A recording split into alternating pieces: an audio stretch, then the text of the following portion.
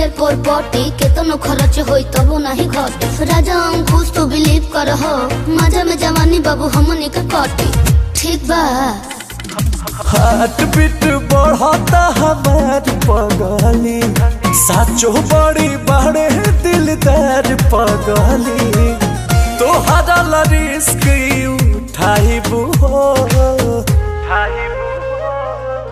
बाबा के तोहरा बोला